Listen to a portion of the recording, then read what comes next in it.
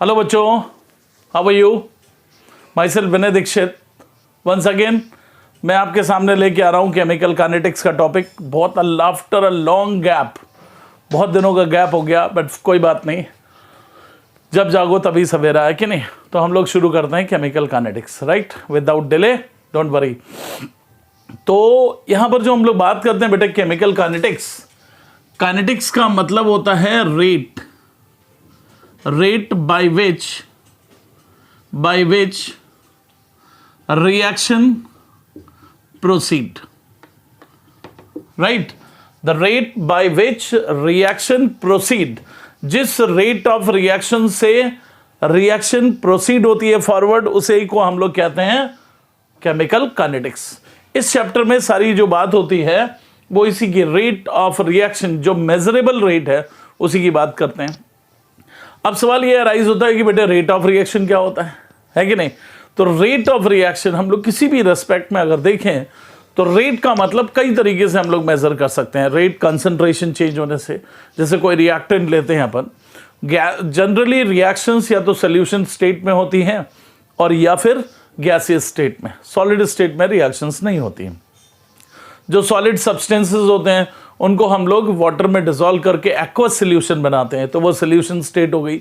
Gaseous reaction gaseous state में होती है, तो हम लोग कंसंट्रेशन और प्रेशर और कुछ रिएक्शन में कलर चेंज से भी ऑब्जर्व कर सकते हैं रेट ऑफ रिएक्शन। जितनी तेजी से कलर डिसअपीयर होगा रेट ऑफ रिएक्शन उतनी तेज होगी, जितना स्लो होगा उतना स्लो होगी, है कि नहीं। कई तरीके से हम लोग रेट ऑफ रिएक्शन को मेजर कर सकते हैं, बट जनरली हम लोग किसकी बात करते हैं कि कंसंट्रेशन या प्रेशर लेते हैं। तो अगर रिएक्टेंट या प्रोडक्ट के रेस्पेक्ट में हम लोग देखें, क्योंकि रिएक्शन में जो भी पार्टिसिपेट करते हैं एक रिएक्टेंट होता है और एक होता है प्रोडक्ट।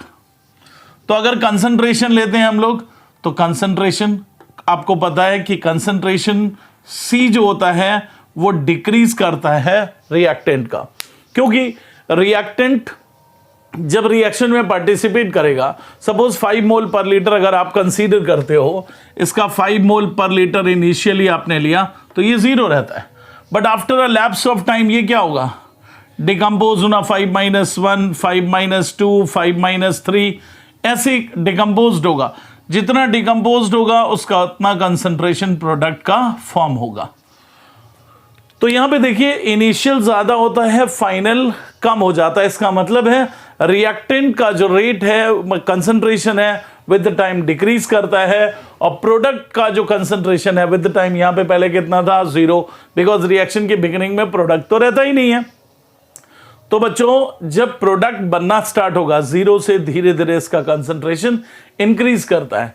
तो रेट ऑफ रिएक्शन जो होती है, रेट ऑफ रिएक्शन की जो हम लोग बात करते हैं वो ये होता है कि change in concentration of reactant और product upon time interval, right. तो इसको हम लोग कैसे देखते हैं बेटे, जो चेंज होता है तो C final minus C initial upon T2 minus T1 या T final minus T initial. अगर रिएक्टेंट के रेस्पेक्ट में देखेंगे, for reactant C final always less than C initial होगा। तो फॉर रिएक्टेंट क्या आएगा, minus del C by del T, और माइनस साइन इंडिकेट्स दैट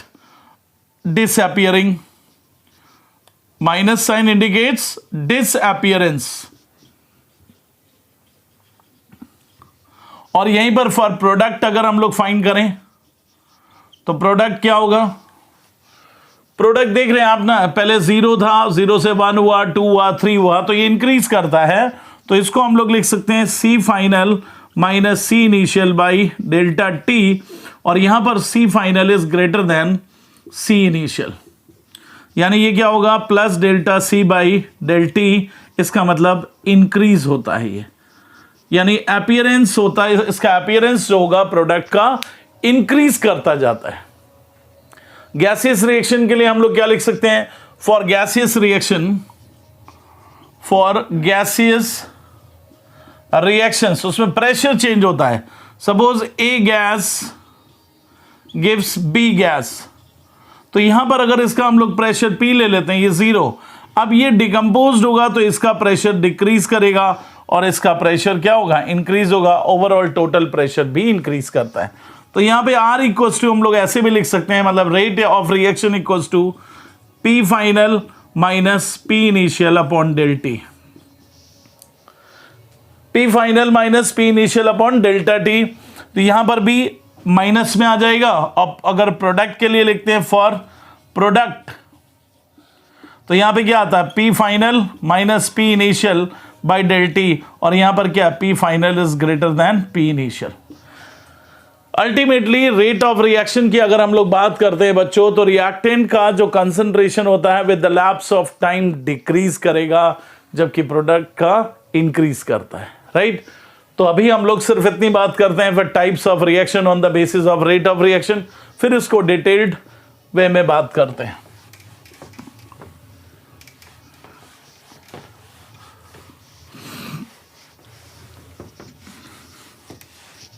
अब देखिए इस बेसिस पर अगर हम लोग बात करते हैं on the basis of rate of reaction, reactions की जो कैटेगरीज होती हैं वो 3 टाइप्स की होती हैं। Number 1, fast reactions. Fast reactions means the reactions in which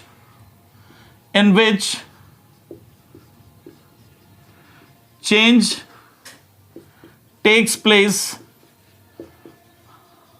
rapidly और very fast।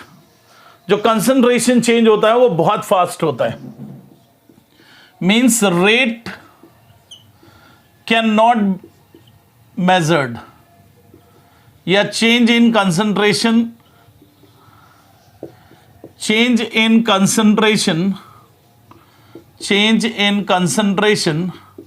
with time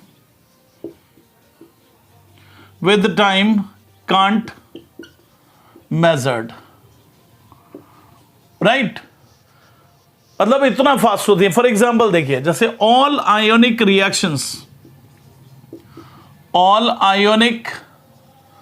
और precipitation reactions are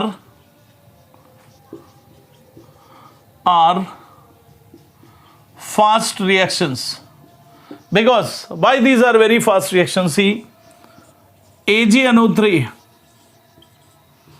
plus NaCl, both are ionic compounds and they exist in solid state। Solid state में जो भी substances होंगे आप आपस में कितना भी मिक्स करो, no reaction would takes place, right. तो क्या करते हैं, हर एक रिएक्शन में आपको पता है कि ब्रेकिंग ऑफ बॉन्ड और फॉर्मेशन ऑफ बॉन्ड इन्वॉल्व होता है। रिएक्टिंग स्पीसीज का बॉन्ड ब्रेक होता है, प्रोडक्ट स्पीसीज में बॉन्ड फॉर्मेशन होता है। अगर बॉन्ड एनर्जी ज़्यादा होती है तो ब्रेकिंग में टाइम लगेगा, और जब ब्रेकिंग में टाइम लगेगा तो रेट ऑफ रिएक्शन क्या होगी, स्लो होगी। और बॉन्ड एनर्जी बहुत कम है तो बॉन्ड ब्रेक करने में कम टाइम लगेगा, रेट ऑफ रिएक्शन फास्ट होगा, है कि नहीं। तो इस बेसिस पे अभी इसका डिटेल हम लोग बाद में बात करेंगे, अभी सिर्फ इतनी ही बात करते हैं। तो अब देखिए यहां पर सॉलिड है, सॉलिड में आयंस के बीच में electrostatic force of attraction, crystal lattice formation होता है इसमें। उसको ब्रेक करने के लिए बहुत ज्यादा एनर्जी चाहिए, तो बहुत स्लो रिएक्शंस होनी चाहिए, बट सॉलिड में तो ब्रेक ही नहीं हो सकता किसी भी तरीके से। तो इसको कैसे ब्रेक करेंगे, इसका एक्वस सोल्यूशन बनाएंगे हम लोग। क्या बनाएंगे, एक्वस सोल्यूशन, यानी इसको हम लोग वाटर में डिसॉल्व करेंगे। और while you will dissolve into the water, तो ये क्या होगा, Ag+ और NO3-, इसीलिए हम लोग ब्रैकेट में हमेशा क्या लिखते हैं, एक्वस, सॉलिड नहीं लिखते यहां पे। और यहां पर भी सॉलिड की जगह हम लोग क्या लिखेंगे, एक्वस, क्योंकि जब इसको भी वाटर में आप डिसॉल्व करोगे तो ये आयोनिक स्टेट में आ जाएगा, Na+ एक्वस और Cl- एक्वस आ जाएगा। मतलब यहां पर बॉन्ड ब्रेकिंग इन्वॉल्व नहीं है। ऑलरेडी जब आपने एक्वस सॉल्यूशन बनाया तो क्या होगा, आयोनिक कंपाउंड्स आयन में ब्रेक हो जाएंगे। जितने भी आयनिक कंपाउंड सॉल्ट होंगे उनको जैसे ही आप वाटर में डिसॉल्व करोगे, they get ionised, because as you know that all salts are generally ionizes completely in water, so ionization takes place. और जब बॉन्ड ब्रेकिंग इन्वॉल्व नहीं होगी, जैसे ही दोनों को मिक्स करोगे, immediate AgCl precipitated out and NaNO3 aqueous. Such reactions are called very fast reactions because in this actually क्या होता है कि बॉन्ड एनर्जी डिसाइड करती है रिएक्शन की स्पीड, और यहां पर बॉन्ड एनर्जी बहुत ज़्यादा थी जिसको हम लोगों ने एक्वस सॉल्यूशन में बना लिया, तो बॉन्ड ब्रेकिंग इन्वॉल्व ही नहीं है। जब बॉन्ड ब्रेकिंग इन्वॉल्व नहीं होगी तो रिएक्शन में जैसे ही सब्सटेंस आप मिलाओगे, ions exchange, product formation takes place. इतना तेज चेंज होता है इसमें कि आप concentration with the time measure नहीं कर पाएंगे एक्यूरेटली, इसलिए such reactions are called very fast reaction. All ionic और precipitation, ionic reactions are precipitation reactions, so in such reactions we cannot measure rate of reaction. अब देखिए दूसरी बात करते हैं बच्चों हम लोग, slow reactions. Slow reactions means the reactions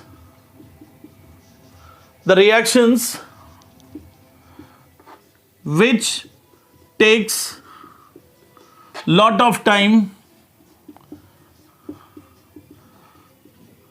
for completion.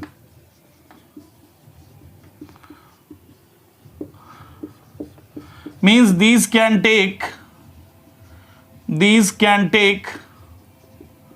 days, minutes, months, even years also. Some reaction takes place in years also, right? So in these type of reactions also, change in concentration with the time cannot measured, क्योंकि इतना ज़्यादा time लगेगा कि आप measure करने के लिए बैठे हुए हैं और जैसे ही आपने झपकी मारी तो करंट क्या होगा, चेंज हो गया एट द सेम टाइम, या इमरजेंसी वर्क के लिए गया और टाइम चेंज हो, मतलब कंसंट्रेशन चेंज हो गया। जो मंथ्स, डेज, इवन ईयर्स में होगा वहाँ तो बहुत मुश्किल है। ऐसी रिएक्शंस में जनरली हम लोग मेज़र नहीं कर पाते हैं। तो सच रिएक्शंस जैसे रस्टिंग ऑफ आयरन,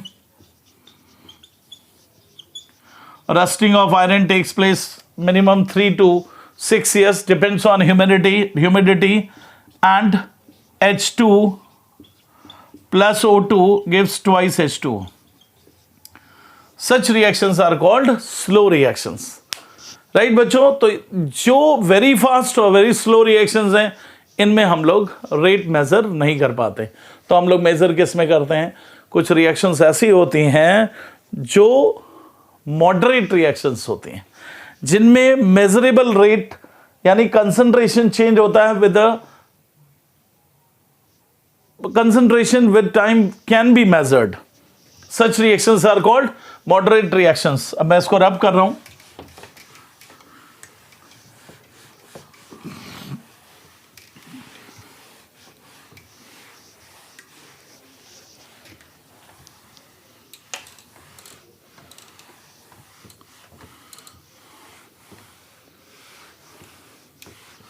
अब देखिए बेटे, अब नेक्स्ट जो हम लोग बात करते हैं moderate reactions. Moderate reactions means the reactions which takes place with measurable rate. Measurable rate means limited time में ये रिएक्शन टेक्स प्लेस करती हैं, यानी कि टाइम हम लोग measure, concentration change with the time measure कर सकते हैं। कंसंट्रेशन चेंज कैन बी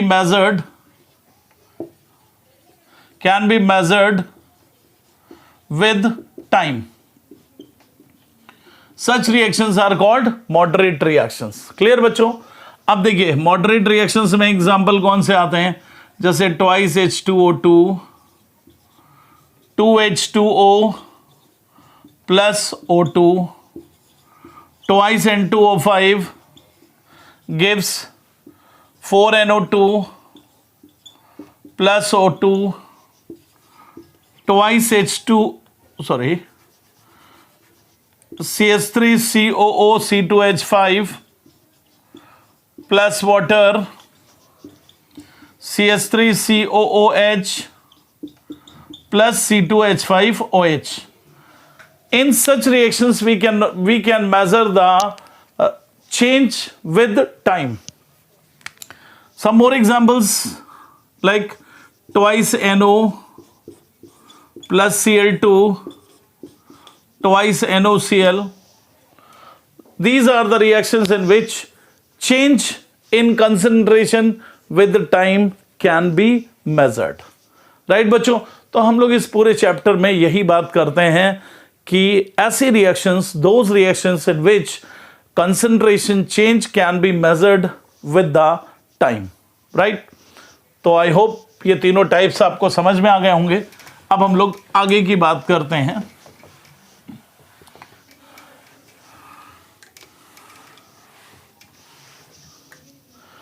अब हम लोग डिटेल में बात करते हैं what is the mean by rate of reaction. Rate of reaction, what is the mean by rate of reaction. देखिए बेटे, यहां पे हमने बताया था change in concentration of reactant और change in concentration or pressure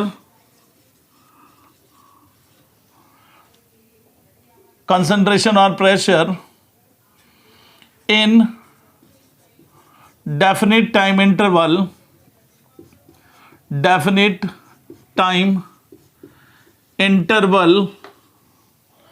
is called rate of reaction. Right बच्चों, अब देखिए रेट ऑफ रिएक्शन यानी रेट इक्वल्स टू, हमने जैसा बताया कि जैसे A गिव्स प्रोडक्ट, ऐसे लिख रखा है हम लोगों ने, और इसका इनिशिएशन सपोज हम लोगों ने ले लिया C, ये 0, when T was 0 reactant was introduced after T time interval, इससे कुछ भी डिकम्पोज्ड हो गया और बच गया C1। सपोज यहां पे C डैश अमाउंट C से डिकम्पोज हुआ, इसको हम लोग C1 और C माइनस C डैश लिख सकते हैं। आफ्टर T1 टाइम ये हो जाता है C2, ये हो गया C double dash. After T2 time ये हो गया C3 और इसको C ट्रिपल डैश लिख सकते हैं। तो रेट इक्वल्स टू, जैसा कि मैंने बताया कि change in concentration of reactant और प्रोडक्ट, तो C final minus C initial upon T2 minus T1।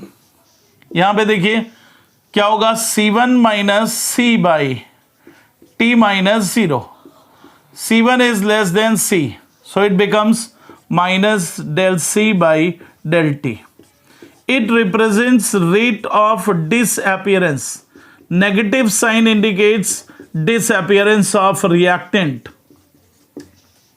Right? Means concentration with time decreases. After that, इसी को हम लोग और भी रिप्रेजेंट कर सकते हैं रेट, अगर रिएक्टेंट के रिस्पेक्ट में करना है तो C2 minus C1 upon T1 minus T, ये भी क्या हो जाएगा बच्चों, minus del C by del T, because C2 is less than C1। Negative sign comes. Now for product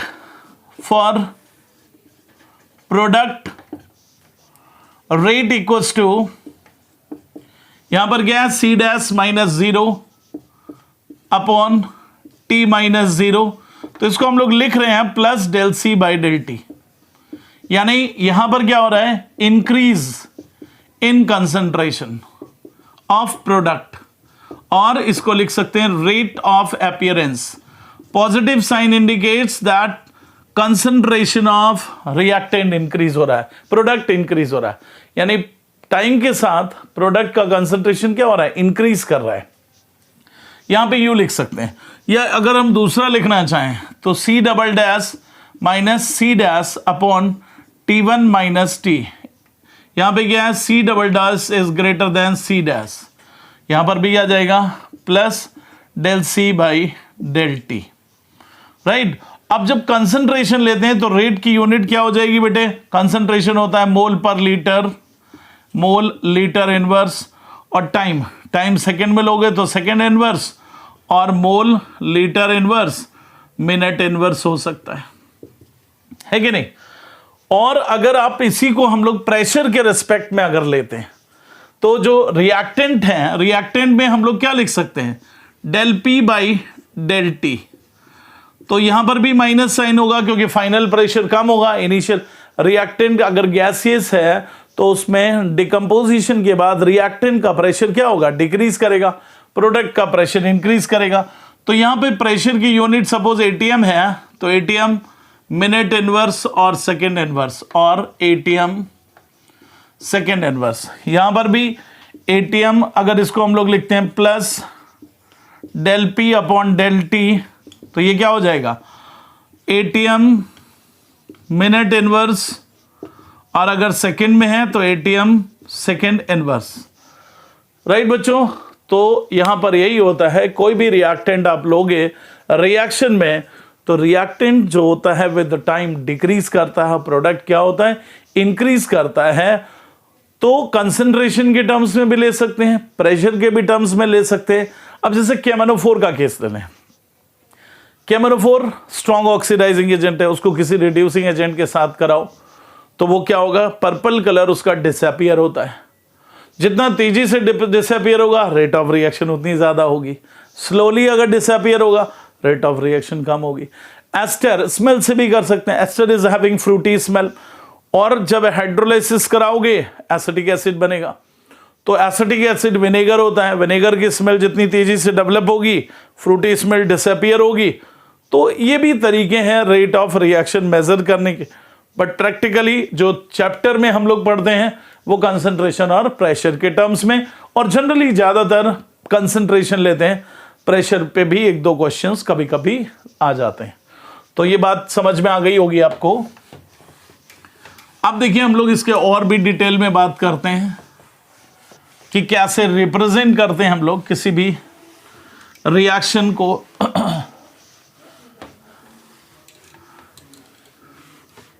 कैसे फाइंड करते हैं रेट ऑफ रिएक्शन, और ये रेट ऑफ रिएक्शन को कितने तरीके से रिप्रेजेंट किया जा सकता है। अब देखिए बेटे, इसमें रेट ऑफ रिएक्शन को हम लोग दो तरीके से रिप्रेजेंट कर सकते हैं। एक average rate and instantaneous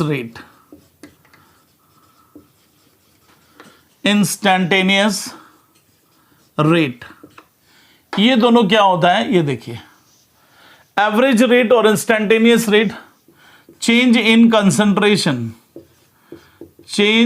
concentration of reactant और product in wide range of time interval. समझिए जरा, जब टाइम इंटरवल लार्ज होता है तो क्या होता है, उसे हम लोग एवरेज रेट बोलते हैं। मींस अगर इसको हम लोग ऐसे लिखते हैं जैसे rate equals to minus del C by del T, reactant के रेस्पेक्ट में, प्रोडक्ट के रेस्पेक्ट में plus del C by del T, और ये डेल टी जो होता है वो लार्ज होता है दोनों केसेस में। टाइम का डिफरेंस लार्ज हो, 5 मिनट 10 मिनट 10 सेकेंड 20 सेकेंड ऐसा होता है। तो इसको ग्राफिकली भी हम लोग रिप्रेजेंट कर सकते हैं। कैसे? जैसे कंसंट्रेशन वर्सेस टाइम अगर हम लोग ग्राफ प्लॉट करते हैं तो मान लीजिए ये कंसंट्रेशन है रिएक्टेंट का, ये डिक्रीज कर रहा है कंटिन्यूअसली, और प्रोडक्ट 0 से इंक्रीज करता है कंटिन्यूअसली, ऐसे है कि नहीं। तो प्रोडक्ट भी हम लोग केवल रिएक्टेंट के रेस्पेक्ट में लेते हैं। तो अगर सपोज कर लीजिए कि इस टाइम इंटरवल में यहां पे C1 कंसंट्रेशन है और ये इसका टाइम इंटरवल कितना है, T1 है। यहां पर C2 concentration time is T2, here it is concentration C3 and it is time T3. Then average rate can be represented as C2 minus C1 upon T2 minus T1. Here C2 is less than C1. आपको पता ही चल रहा है graph से concentration of reactant with the time continuously decreasing, और इसको हम लोग लिख सकते हैं C3 minus C2 by T3 minus T2, यहां भी डिक्रीज कर रहा है। और अगर आप T3 और T1 के बीच में, तो C3 minus C1 upon T3 minus T1, ऐसे हम लोग रिएक्टेंट के रेस्पेक्ट में रिप्रेजेंट कर सकते हैं। प्रोडक्ट में भी ऐसा ही कर सकते हैं, प्रोडक्ट में इंक्रीज करता है, आपको पता ही है। प्रोडक्ट में अगर हम लोग रिप्रेजेंट करना चाहें तो ये ऐसे, यहां पर भी ये T1 टाइम पे C1, बिल्कुल सेम प्रोसेस है। यहां पे भी T2 टाइम पे C2 और T3 टाइम पे C3, चेंज मगर उतना ही आएगा, बट केवल डिफरेंस ही है, यहां माइनस में आएगा क्योंकि डिक्रीज कर रहा है, और यहां पे क्या आ जाएगा, पॉजिटिव। ये दोनों में डिफरेंस है। अब देखिए, अगर आपको इंस्टैन्टेनियस रेट का मतलब क्या होता है, when time range is infinite, इजिमली स्मॉल, यानी डेल टी जो हो वो ऑलमोस्ट टेंड्स टू 0 हो। और ऐसे कैसे हो सकता है, तो देखिए इसका ग्राफ,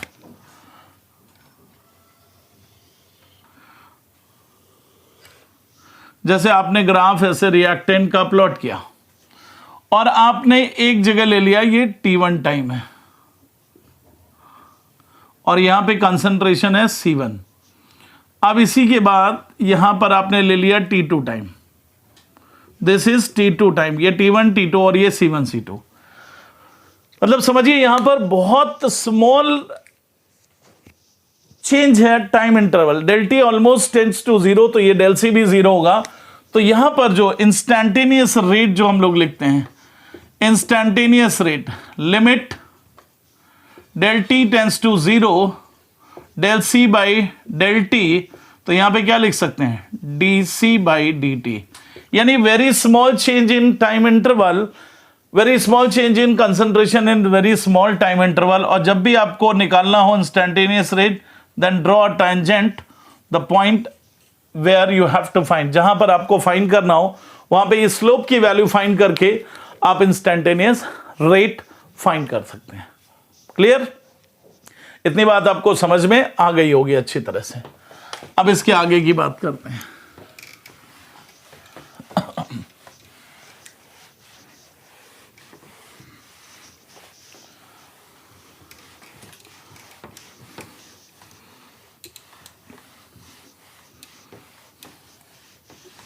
अब देखिए बेटे, ये तो एवरेज रेट हो गया और इंस्टैन्टेनियस रेट। अब जरा देखिए, अब जैसे सपोज कर लीजिए ए गिव्स बी, ऐसे दे रखा है, तो आप क्या लिख सकते हो, R rate equals to minus D of concentration of A by D T equals to क्या होगा, plus D of concentration of B by D T.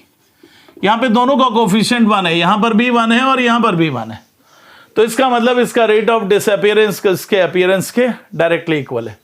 तो अगर हम लोग इसके लिए ग्राफ प्लॉट करें, तो देखिए जैसे ग्राफ अगर आप प्लॉट करते हो, तो अगर जैसे ए बी लिया आपने, इसका इनिशियल 4m ले रखा है और ये 0 ले रखा है, और 4 में से अगर 3 मोल्स इसके डिकम्पोज हो जाते हैं तो ये बचता है 1m, और इसके कितने बन गए 3m। तो अगर आप ऐसे यहां पे बनाते हैं 4m 3m 2m और ये 1m, और यहां पे लेते हो आप टाइम, तो जो रिएक्टेंट का कंसंट्रेशन है वो डिक्रीज होके कितना हो गया 1m ऐसे, और प्रोडक्ट का कंसंट्रेशन 0 से कितना हो गया 3m, राइट। तो देखिए रिएक्टेंट में भी चेंज कितने का आ रहे हैं 3 मोल पर लीटर का आ रहे हैं, और प्रोडक्ट में भी चेंज कितने का आ रहे हैं 3 मोल पर लीटर आ रहा है। और फिर इसके बाद अगर रिएक्टेंट का मतलब ग्राफ अगर स्ट्रेट लाइन हो जाता है तो इसका मतलब है इक्विलिब्रियम की कंडीशन हो जाती है।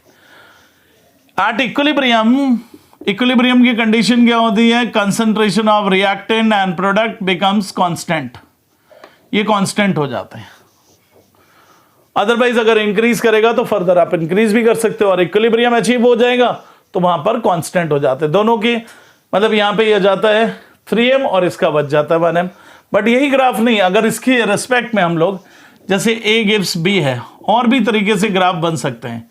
ये 4 है और ये 0 है, अब 4 - 2 तो ये कितना बन गया 2m, मतलब समझिए इसके भी इक्वल डिकम्पोजिशन अगर हो रहा है इसका, तो फिर ग्राफ इसका ऐसा भी आ सकता है लाइक दिस। कांस्टेंट अगर हो गया 2m तो देखिए ये 2m का कंडीशन है, ये 4m से 2m डिकम्पोज हुआ और ये 0 से 2m पहुंचा। यहां पे भी चेंज कितने का आ रहा है 2 मोल पर लीटर, और यहां पर भी चेंज कितने का आ रहा है 2 मोल पर लीटर। और ऐसा भी हो सकता है a गिव्स b, 4 है 0 है, 4 - 1 और ये बन गया 1m। तो ग्राफ इसका जो थर्ड ग्राफ होगा वो ऐसा भी बन सकता है, 4 से डिकम्पोज हुआ 1m और यहां 0 से 1m, ये 4m और ये हो गया 3m और ये 1m और ये कितना हो गया 2m। तो यहां पर जो चेंज आएगा वो कांस्टेंट हो जाएगा, है कि नहीं। दोनों में चेंज सेम आ रहा है, ये 1 मोल पर लीटर और यहां पर भी 1 मोल पर लीटर। ऐसा इसलिए हो रहा है क्योंकि कोफिशिएंट सेम है। अगर कोफिशिएंट सेम नहीं होंगे तो फिर चेंज इन कंसंट्रेशन डिफरेंट आएगा। अगर यहाँ पे 2m कर दो तो इसका 1m जैसे 2m डिकम्पोज हुआ तो इसका 4m बन जाएगा, है कि नहीं। तो रेट ऑफ डिसअपीयरेंस का अपीयरेंस 2 टाइम्स हो जाता है, तो उस बेसिस पे ग्राफ चेंज हो जाया करते हैं, ठीक है ना। तो ये चेंज जो हम लोग देखते हैं वो स्टैक्योमेट्रिक कोफिशिएंट के हिसाब से चेक करते हैं। तो ग्राफ में मतलब रिएक्शन के हिसाब से ग्राफ को आपको चेक करना पड़ता है।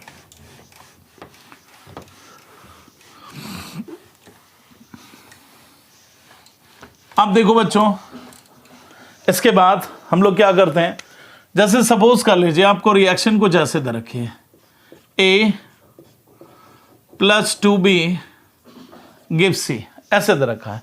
इसका रेट एक्सप्रेशन कैसे लिखेंगे, rate equals to minus D of concentration of A by dt, rate of disappearance of A equals to plus D of concentration of B by dt। ऐसा लिख सकते हैं क्या, नहीं लिख सकते, क्योंकि इसका डिसअपीयरेंस का B का डिसअपीयरेंस डबल है। अगर इसका 1 मोल डिकम्पोज होगा तो इसके 2 मोल्स डिकम्पोज होंगे, तो इसको हम लोगों को 1/2 करना पड़ेगा। और यहां पर या तो फिर इसको ऐसे लिख सकते हैं -2 D of concentration of A by dt equals to D of concentration of B by dt, ऐसे लिख सकते हैं। अब इसको क्या लिख सकते हो, plus D of concentration of C by dt, क्योंकि यहां पे कोई भी कोफिशिएंट नहीं है, तो यहां पर भी हम लोग as it is D of concentration of C by dt लिख सकते हैं। अगर केवल -d of concentration of A by dt, ये जो होता है ये रिप्रेजेंट करता है रेट ऑफ डिसअपीयरेंस को, समझिए जरा, केवल ये रिप्रेजेंट करता है रेट ऑफ डिसअपीयरेंस को। तो यहां पर आपको कोफिशिएंट की जरूरत नहीं पड़ती। जब दो को आप रिलेट करते हो तब कोफिशिएंट को डिवाइड या मल्टीप्लाई करना पड़ता है, अदरवाइज जरूरत नहीं पड़ती है। अगर इसको a को b के इक्वल करोगे तब कोफिशिएंट की जरूरत होगी, या तो इसमें 2 से डिवाइड करो या इसमें 2 से मल्टीप्लाई करो। जैसे एक और क्वेश्चन में बताता हूं आपको ऐसे लिखा हो 3a plus 2b gives 4c।